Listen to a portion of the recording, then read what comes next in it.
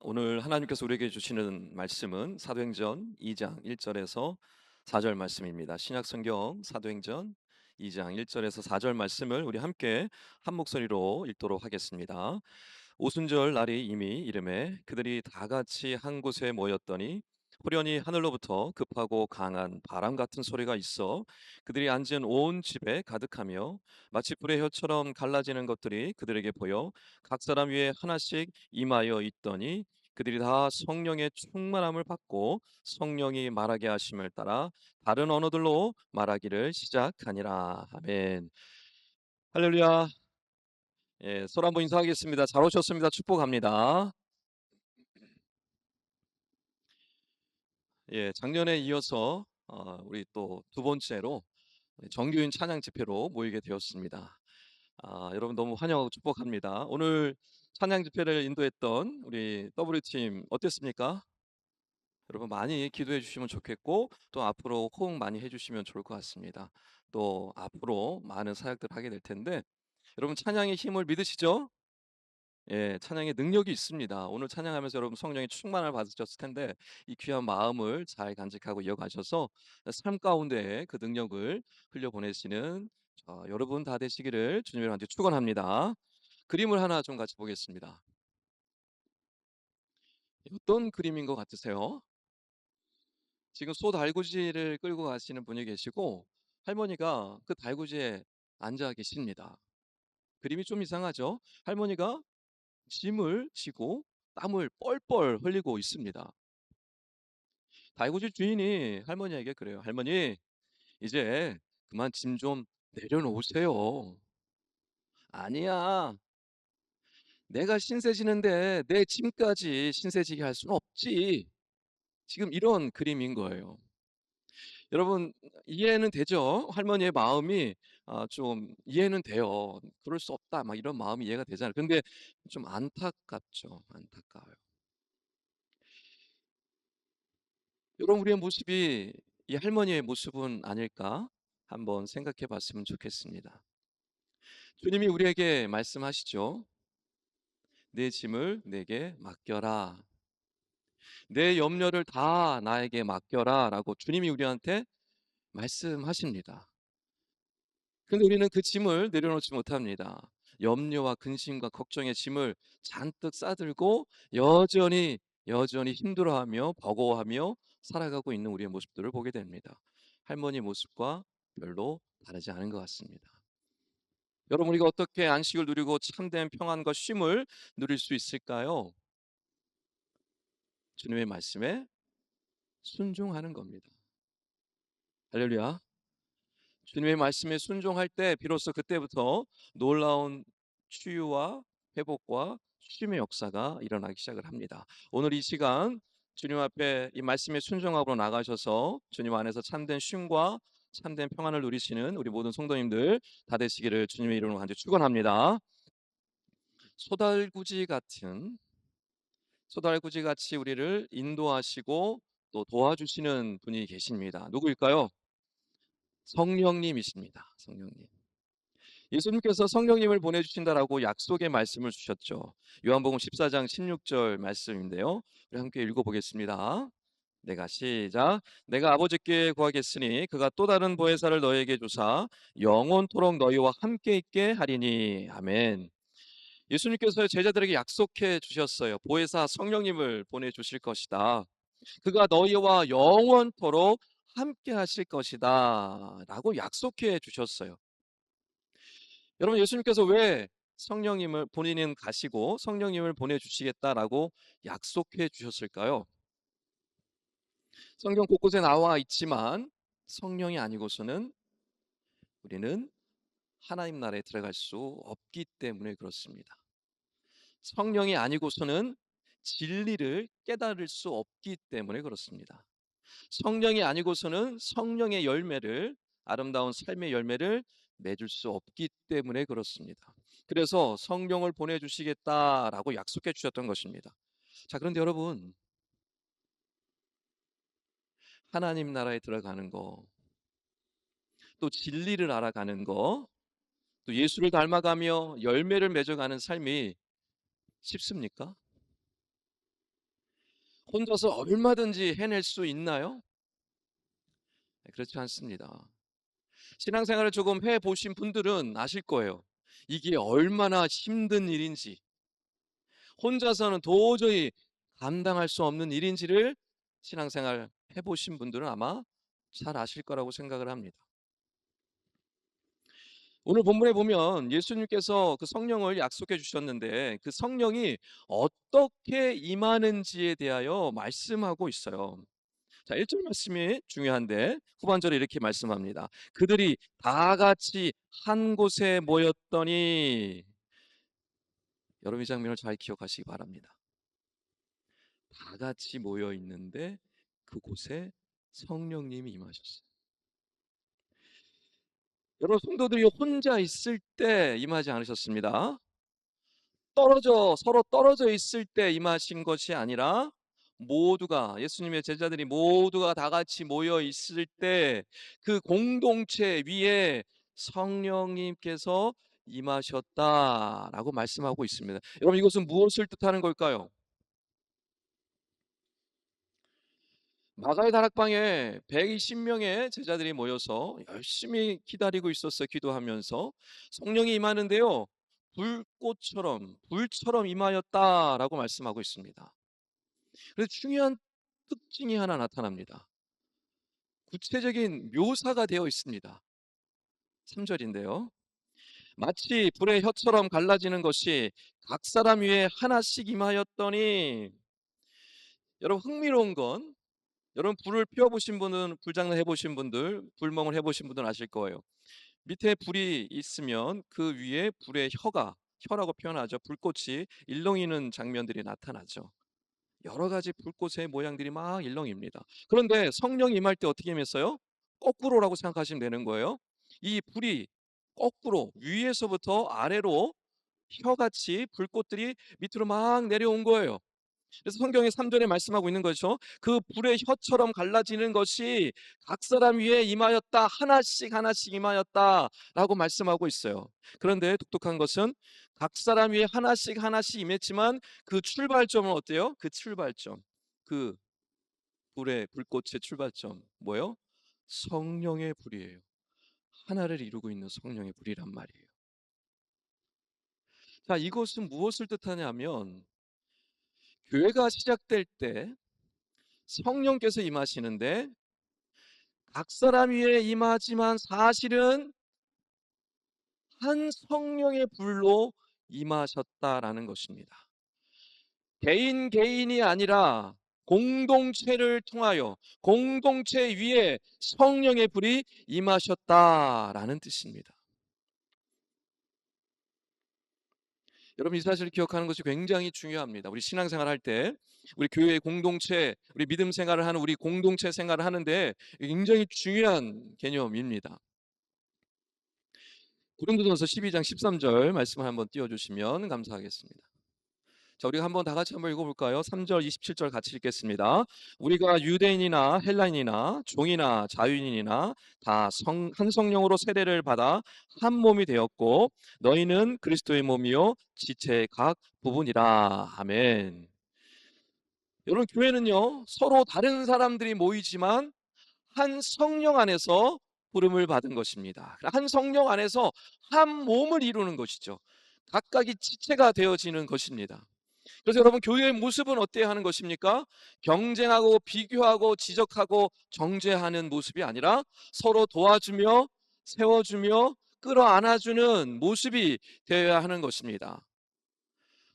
하나의 별이 고고하게 빛나는 그런 빛나는 별이 아니라 함께 어우러져서 불꽃이 되어져서 한 불을 이루는 공동체가 되어야 하는 것입니다. 꺼져가는 불이 다른 불을 만날 때 어떻게 됩니까? 더 큰 불이 됩니다. 작은 불이 아니에요. 큰 불이 되어집니다. 여러분 우리 공동체가 이와 같이 되었으면 좋겠습니다. 우리가 서로에게 불이 되어질 때 우리는 큰 불을 이룰 수 있게 될 것입니다. 우리 옆에 한번 이야기하겠습니다. 내가 당신의 불꽃이 되겠습니다. 다른 불이 아니고요. 성령의 불입니다. 이상한 불 붙이면 안 돼요. 성령의 불입니다. 성령께서 우리를 하나 되게 하셨기 때문에 우리는 이 하나됨을 지켜나가야 합니다. 지켜나가야 합니다. 어떻게 지켜나가야 할까요? 에베소 4장 2절 3절 말씀인데 우리 다 같이 한번 읽겠습니다.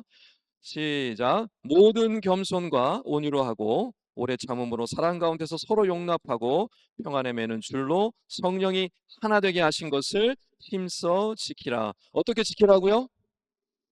어떻게 지키라고요? 힘써. 그냥 지킬 수가 없어서 힘써 지켜야 된다고 얘기하고 있는 거예요. 여러분, 하나됨은 자동적으로 저절로 이루어지지 않습니다. 결코 그럴 수가 없어요. 사도 바울이 에베소 교회에게 당부하는 거예요. 힘써서 하나됨을 지켜야 한다. 힘쓰지 않으면 하나됨 이룰 수 없다라는 얘기를 하고 있는 거예요. 그래서 하나됨을 이루기 위해서요, 때로는 참아야 돼요. 때로는 인내해야 돼요. 때로는요, 싫어도 용납할 수 있어야 돼요. 그래야 비로소 하나됨을 이룰 수가 있는 것입니다.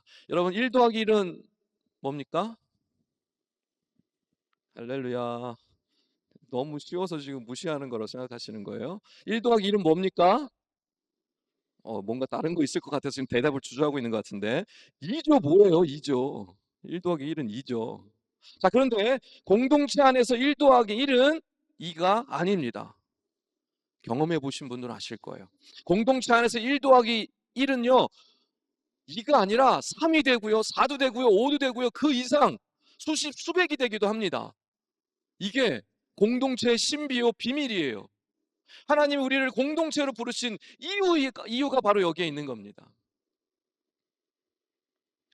그래서 여러분, 교회는요, 나 혼자 교회 다니는 게 아니에요. 신앙생활은요, 나 하나만 잘하면 된다고 하는 게 아니에요. 교회는, 신앙생활은 우리가 하는 겁니다. 우리가. 그래서 서로를 향해서 차가운 바람이 아니라 뜨거운 불이 되어야 하는 거예요. 누군가 믿음이 약해지면 어떻게 돼요? 내가 가서 불 붙여줘야 돼요. 내가 뜨겁게 해줘야 된단 말이에요. 여러분, 장작 하나의 장작개비가 금방 타버리잖아요. 금방. 그런데 장작 더미가 불이 붙었어요. 어떻게 됩니까? 절대 쉽게 꺼지지 않습니다. 그 불이 어마어마하게 커지게 되죠. 똑같습니다. 우리의 믿음의 공동체는요, 이와 같아요. 그래서 여러분, 우리는요, 하나됨을요, 힘써 지켜야 합니다. 힘써 지켜야 돼요. 옆에 한번 이야기하겠습니다. 우리는 하나입니다. 힘써 지킵시다. 네. 자, 그렇다면 하나님께서 성령을 통해서 교회를 세우신 목적은 뭘까요? 여러분, 하나님께서 약속하신 그 성령을 보내심으로 그 성령의 역사로 충만함으로 교회가 시작되었단 말이에요. 교회가 시작됐어요. 그렇게. 왜 이렇게 성령을 통하여 교회를 시작하게 하셨을까요? 오늘 4절 말씀에 이렇게 말씀합니다. 그들이 다 성령의 충만함을 받고 성령이 말하게 하심을 따라 다른 언어들로 말하기를 시작하니라. 아멘. 제자들이 성령이 충만해지게 되니까 방언을 하기 시작한 거예요. 여기서 방언은 각 나라 언어입니다. 각 나라의 언어로 막 떠들기 시작을 한 거예요. 도대체 무엇을 떠들었을까요? 도대체 무슨 말을 했을까요? 그 각 나라의 언어로 무슨 얘기를 했을까요? 사도행전 2장 11장에 그들이 무슨 이야기를 했는지 한 줄로 요약해 주고 있습니다. 우리가 다 우리의 각 언어로 하나님의 큰 일을 말함을 듣는도다. 아멘. 여러분, 지금 제자들이요, 성령에 충만해져서 각 나라의 언어로 막 말하기 시작하는데 무슨 얘기를 하겠냐면 하나님 나라의 큰 일, 하나님의 큰 일에 대해서 얘기하고 있는 거예요. 하나님의 큰 일이 도대체 뭐예요? 예수 그리스도를 통하여 구원의 역사를 이루실 것과 성령의 강림을 통하여 이루어질 새로운 시대에 대한 이야기입니다.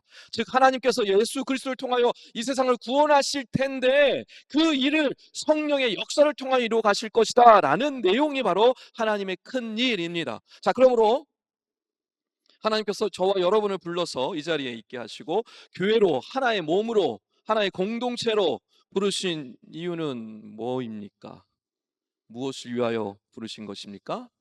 하나님의 큰 일을 위해서입니다. 하나님의 큰 일을 위해서. 지금 저와 여러분이 있는 그 이유, 그 목적, 우리가 교회에 몸담고 있는 이유, 우리가 하나됨을 지켜 힘써 지켜야 하는 이유, 하나님의 큰 일을 이루기 위함입니다. 자, 그렇다면 구체적으로 하나님의 큰 일을 이루기 위하여 우리 교회는 무엇을 하는 걸까요? 세 가지 꼭 기억하셨으면 좋겠습니다. 첫째는 성령으로 교회를 세우신 첫 번째 이유인데요, 하나님을 예배하기 위함입니다. 요한복음 4장 23절을 함께 읽도록 하겠습니다. 아버지께 시작. 아버지께 참되게 예배하는 자들은 영과 진리로 예배할 때가 오나니 곧 이때라. 아버지께서는 자기에게 이렇게 예배하는 자들을 찾으시느니라. 아멘. 여러분, 교회 가장 중요한 존재 이유 뭐예요? 예배입니다. 성령님은요, 뭐 하시는 거예요? 우리가 하나님께 나아가 예배할 수 있도록 인도해 주시는 거예요. 찬양을 통해서 하나님께 나아가도록, 하나님께 이 기쁨을 올려드리도록 하는 거고, 기도를 통하여 하나님을 경험하게 하는 것이고, 말씀을 통하여 하나님을 알아가고 하나님을 사랑하게 하는 것입니다. 이게 누가 하는 거라고요? 성령 하나님이 하시는 거예요. 그래서 여러분, 정말 성령 충만한 교회는 예배가 살아나는 줄 믿습니다. 할렐루야.